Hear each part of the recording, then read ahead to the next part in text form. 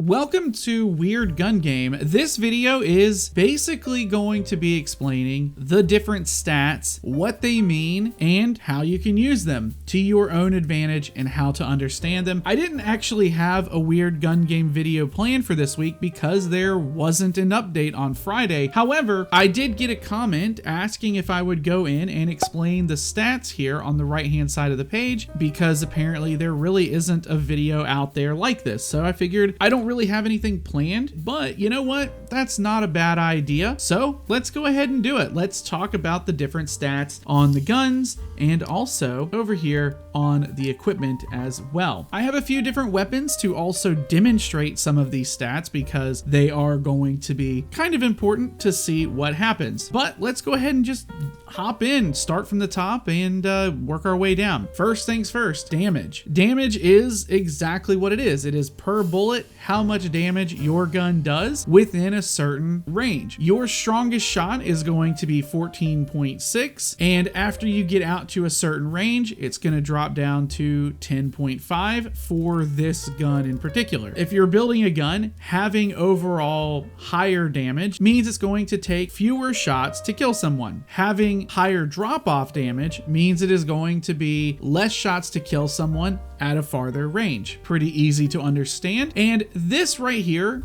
plays perfectly into drop-off studs. But before we go into drop-off studs, there is also critical hit damage, meaning if you get a headshot, it does more damage than if you get a body shot or even a leg shot. So let's hop in here. I'm gonna find a dummy and show you what I mean. So this gun right here is 14 damage within its range. I don't know if it rounds up, we'll see. Hold on one second. So if I hit here right in the middle, it does 14 damage.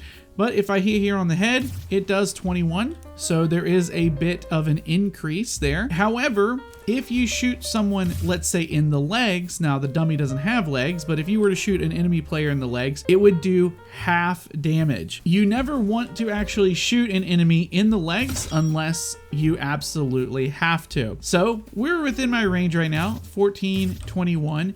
Let's go over here and see what I would actually do to this dummy out here. So I'm far away, boom, still 14, so I'm within my range. Let's go up here. How about here? Still 14. So this gun actually has some pretty decent drop off. Let me see if I can't find something that's even farther away. Can I hit it from here? What happens if I shoot here? 13. So as you can see, the farther away I get, the less damage that dummy is going to take. And of course, I can't really see it from down here to do damage. Now my damage is going to drop off with this gun down to 10. Damage, drop off, these two work hand in hand with each other. Reloads is the speed at which you reload. So how fast it is. This gun is very slow. Well, if we were to go with this gun right here, I'll show you what I mean. And we'll shoot a little bit, boom, okay. And now I'm gonna reload, and now we have to reload for 10.8 seconds or whatever it said it was. So pretty long reload here, and we are now back up. So it took a long time to do that. If I were to go in and shoot a few shots, boom, there's the reload. We're already done and back. All right, the next one is magazine size. Pretty self-explanatory. How many bullets are in your magazine? This right here is the Negev magazine, 200 round magazine. Pretty awesome. And obviously different magazines have magazine sizes, so they're gonna hold different bullets. Fire rate is exactly what that sounds like, how fast the gun fires. 1,000 RPM on this gun is really, really fast, but some guns can get even higher than this. And so this is not even the fastest build you could even make, but you do have to remember that the faster the fire rate, the faster it goes through your ammo. And in a lot of cases, the faster the fire rate, the less damage the gun does. So typically slower guns do a lot more damage and faster guns do less damage. It kind of evens itself out, but a lot of the time at close range, faster guns will simply outshoot anything and everything, except for like a one-shot sniper rifle. Zoom is how much your camera zooms in when you aim down sights. So for me, it's a 1.2x, so it's not really that much of a zoom. This is all preference. The sights are all preference. I typically go for the red dot, not the P90, but that's just how this build was submitted back when I was doing the show. Time to aim is how fast it takes for you to aim down sights. 0.9 seconds. We'll jump on this one here. So it's how fast you go from this sort of hip fire to aim down sights here. So hip fire, aim down sights. That is how fast your gun readies up. There we go. With detection radius, you need to understand how Weird Gun Game works. So in Weird Gun Game, every time you shoot your gun, a little red diamond or circle, I think it's a diamond, appears above your head, and it lets people know where you are.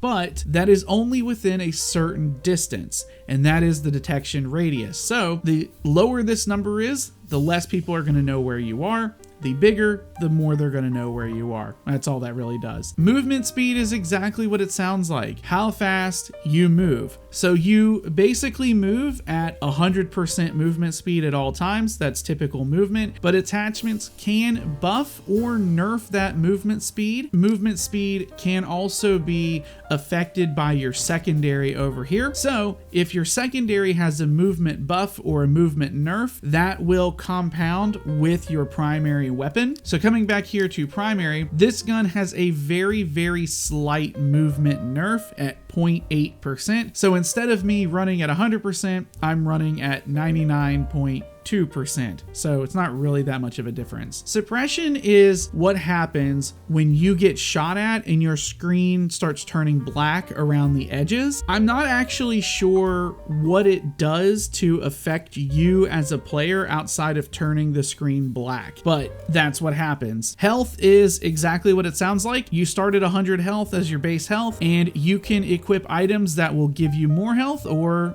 take away health, and these stack with the primary and secondary. Equip time. Equip time, I believe, is how long it takes for you to swap between weapons and for that gun to be ready. So boom, pistols out, ready to go and shoot. We can reload, that kind of thing. One here, we have to wait a second before the gun is up. It has to do this animation and then it's ready to go. So I have to wait a second when I switch over before I can use the gun again. So now I think we're at the point where some people may or may not understand certain stats from basically here on down. So let's talk about spread. It is essentially a stat that lets you know how wildly your bullets are going to go everywhere. So for instance, let's talk about a high spread gun. This gun is a 729 degree spread, meaning that essentially there is a bubble of bullets that go around me. When you look at your reticle, think of there being a little bubble, like a circle,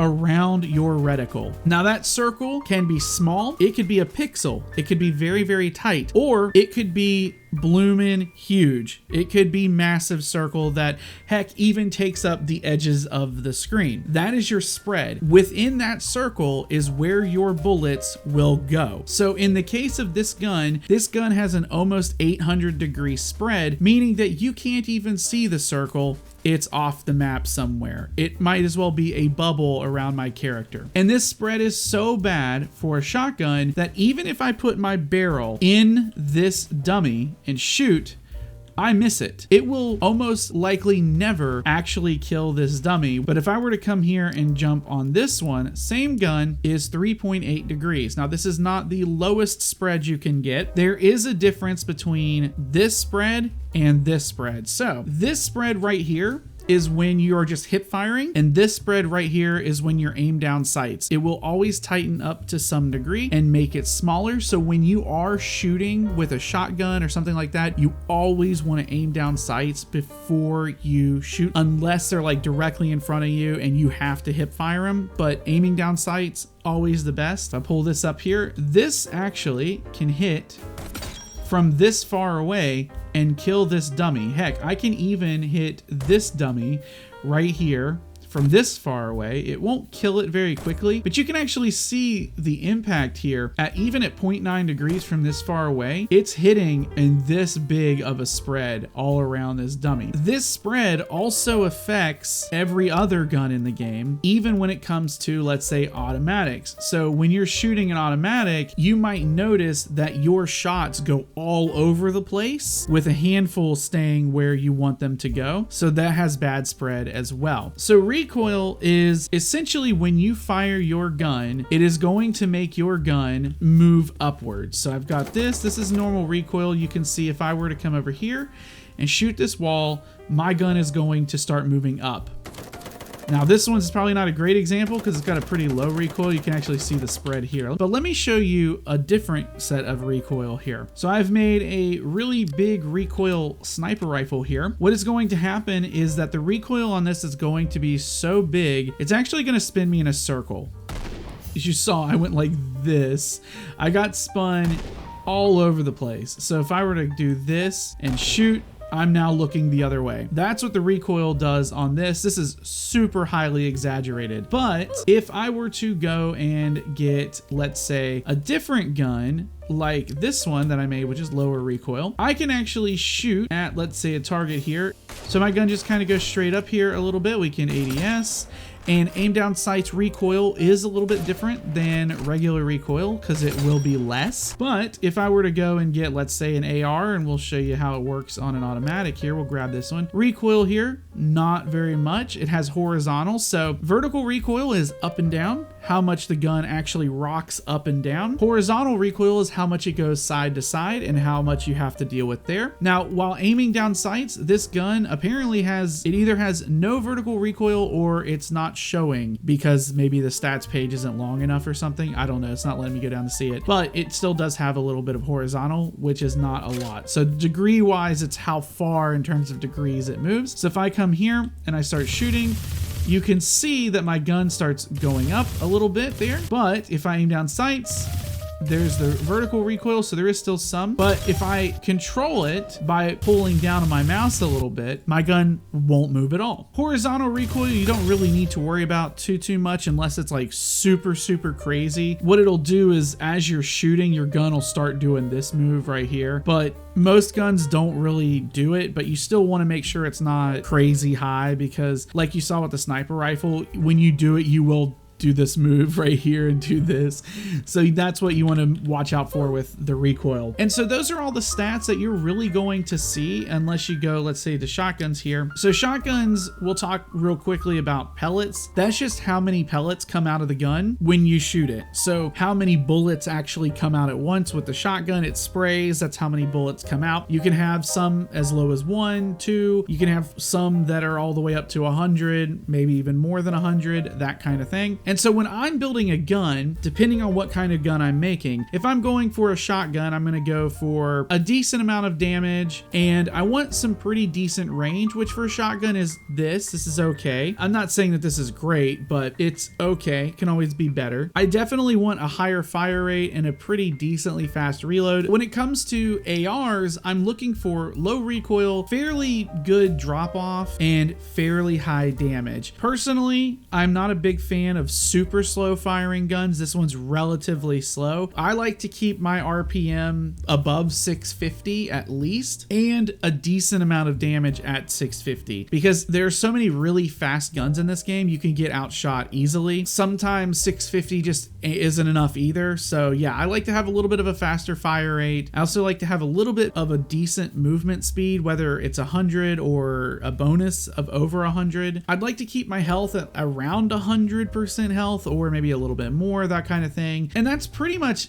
everything in terms of stats, and that's what the stats do. Let's talk about equipment real quick. So let's talk about grenades. So when it comes to grenades, the way that grenades typically work in a lot of games anyway, you have your damage, how long it takes for them to explode after you throw them, and then how big the explosion radius is, that sort of thing. So if we look at the damage here, we have 3 tiers of damage. Actually, we have 2 tiers of damage. So this grenade does 100, this does 100, but this is 300. This is 100 damage when it hits you if you hit somebody directly with it and they're in the middle of the explosion radius. So boom, they explode. This throw speed is how long it takes for you to throw the grenade. The higher, the faster. And so we've got this grenade. We'll go ahead and throw it. It throws very quickly. We just blip, blip, blip. Okay, they throw pretty quickly. We'll go ahead and throw this one. So if we go boop, as you can see, it's a little bit slower than the tier 1 grenade. That one does a lot more damage though. Explosion radius is how big the explosion is. So this one is, I believe it's in studs. So 35 studs, 75, and then 180. So this explosion is massive. Then stack size is how many grenades you can hold in a single life. Damage fall off start is how far away the enemy has to be from the center of the explosion before they start taking less damage from the explosion. This one's going to be hard to sort of demonstrate, but I'm just going to explain it. But basically, if an enemy is right in the middle of an explosion, they're going to take the full 300 damage of this. However, if they are at 35 studs away from the center of the explosion, then they are going to start taking less damage, which I believe is the fall off percentage, which as you can see isn't a lot here. But the farther away you are from the center of the explosion, the less damage that you'll take. Down here we have basically our stim shots. These are medical things. So basically the way it works is you pop one of these, you get your health back. So the first one gives you 50 health back, the second gives you 75, and the last does 150. And so yeah, that's it. Those are all the stats that are in the game, and that is what they do. And I hope I was able to explain it and even show it off a little bit for you guys. So if you enjoyed the video, I know it wasn't super combat heavy or anything like I normally do, but for those of you who don't know how this stuff works, I hope it was informative. And for those of you who already know how it works,